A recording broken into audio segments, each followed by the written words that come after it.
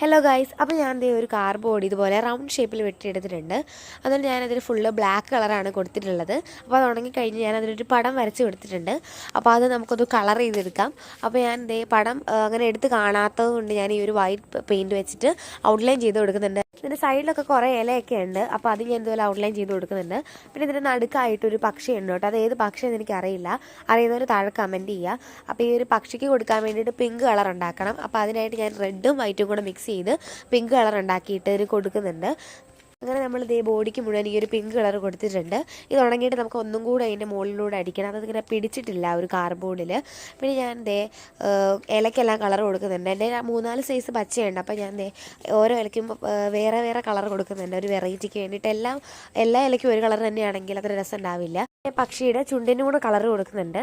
പിന്നെ ഇതിൻ്റെ ബോഡി ഇച്ചിരി റിയലായിട്ട് തോന്നിക്കാൻ വേണ്ടി വൈറ്റ് കളർ കൊണ്ട് ഇതുപോലെ ചെയ്ത് കൊടുക്കുന്നുണ്ട്.